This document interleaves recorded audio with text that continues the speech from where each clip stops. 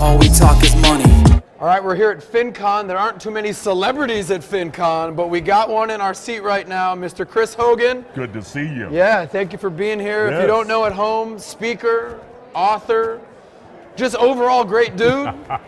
We're honored to have you. Well, thank you. It's good to be here. And if you don't know Chris Hogan and you don't know Dave Ramsey, it's kind of like a sandwich right there.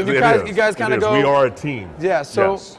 tell the young Americans at home a little bit about you, a little bit about what you got going on, so they can familiarize themselves with you. Absolutely. Well, I'm a former athlete, former banker, so I help people with money. I've worked with pro athletes, entertainers, musicians, high-end net worth people, and I realize everybody needs a coach, right? Now, you looking at me, you probably think maybe I ran cross country, right? I'm thinking football here. I did. Okay. I wasn't seeing cross country. Right. I know. But listen, we've all had coaches, whether it's a music coach, a voice coach, or a sport coach, right? So I look at myself as a money coach. I want to help people get better with their money. I want people to start to do the things they want to do instead of all this stuff they don't have, they feel like they have to do. So the only way to improve is to get coached, get some information, and make some changes. So that's what I help people do.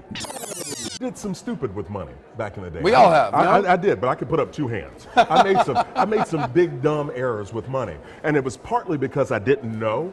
I didn't know the implications of that or how long it would take me to clean up. But I want people to know you're not a result of your bad decision.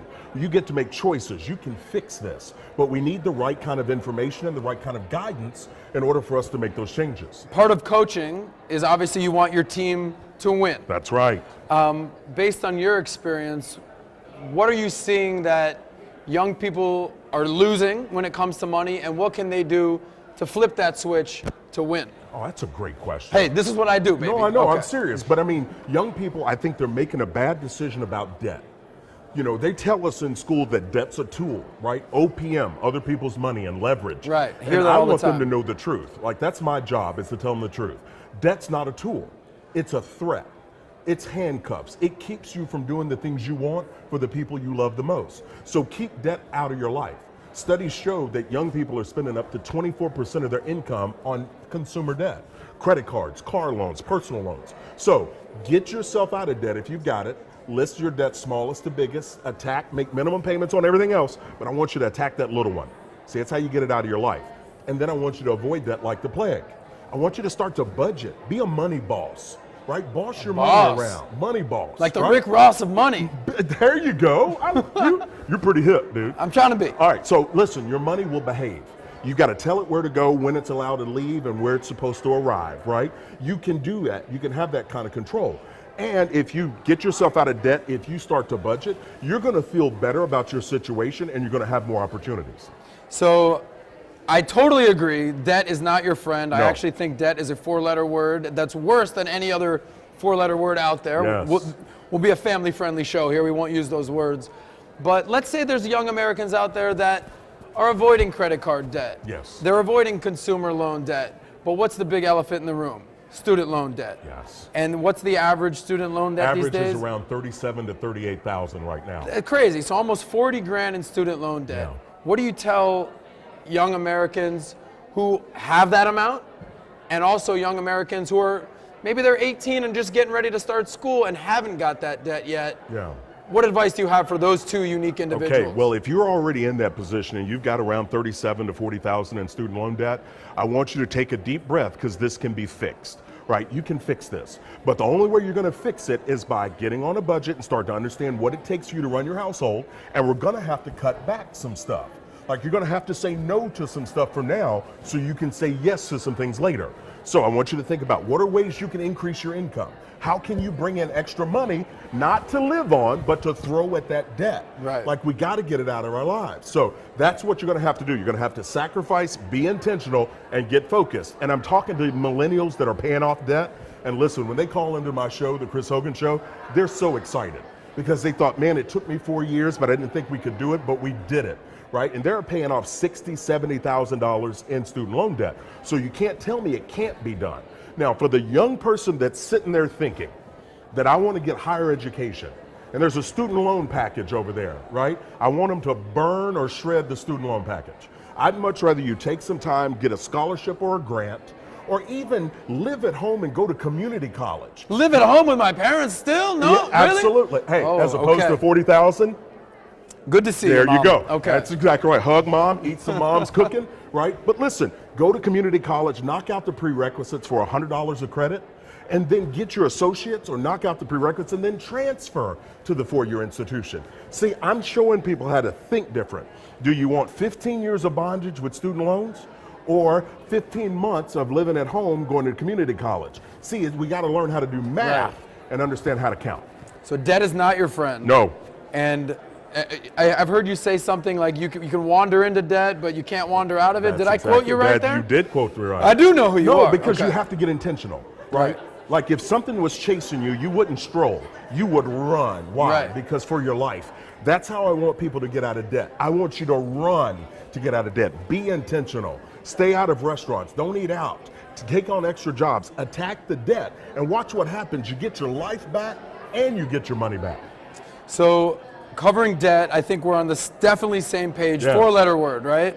The worst 4-letter word, probably, I think, debt. Oh yeah, right. You do have to get out of debt because we don't want to go backwards, we want to go forward. But there's another step. After you get yourself out of debt, which can take 18 to 24 months, depending on how much debt you have, right? Then I want you to build up an emergency fund.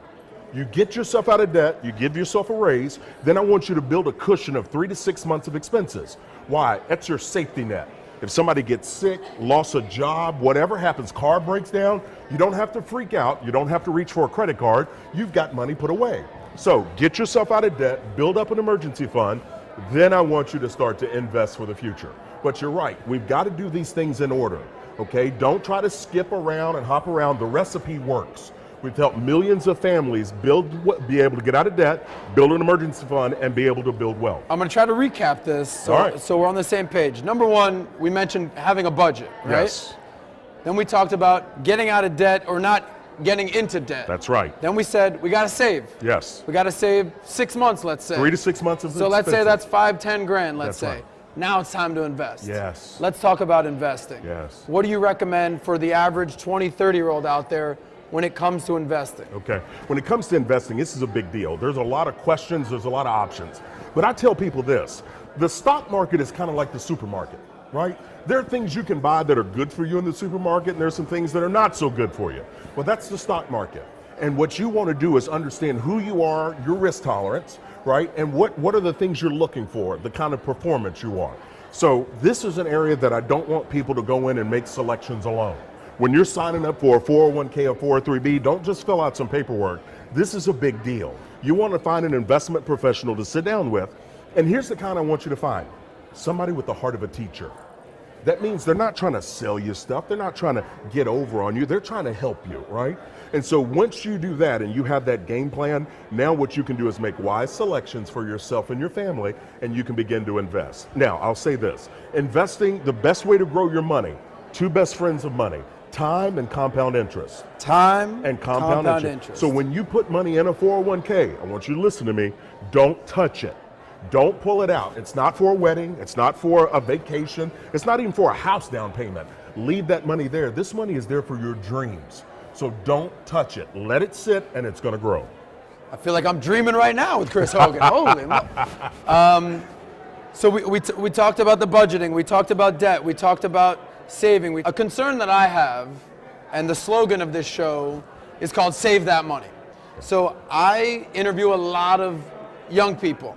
I go to concerts and festivals and Coachella and Ultra, and I'm talking to a lot of 20 and 30 somethings, and I start every conversation with this question. You ready? All right. Save that money or spend that money?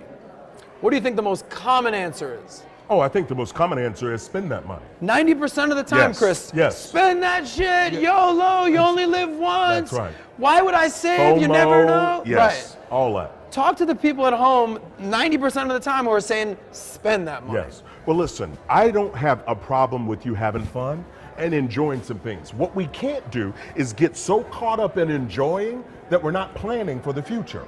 See, the problem is that you'll end up having to work longer and harder. And I'm telling you this because I'm talking to people that are where you are right now and they didn't do those things. So I want you to follow the plan. You can enjoy some stuff. You can save up and pay cash and spend some money. Just don't spend it all.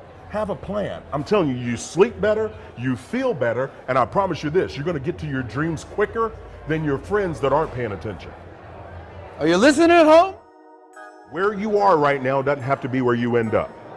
Like, you've probably made some money mistakes. You've made them, I've made them. It just means you're human.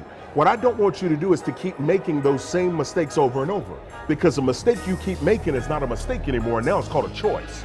So I want you to make better choices. That means I want you to think about your money, have a plan for it. You don't need to wait till you make more. Now this is big. Most people will tell me, Chris, I'm not going to get serious about my money until I make more. Well, I used to say that, and guess what happens? Your lifestyle increases because you get this deserve mentality. Well, I work hard, so I deserve to be able to do some stuff.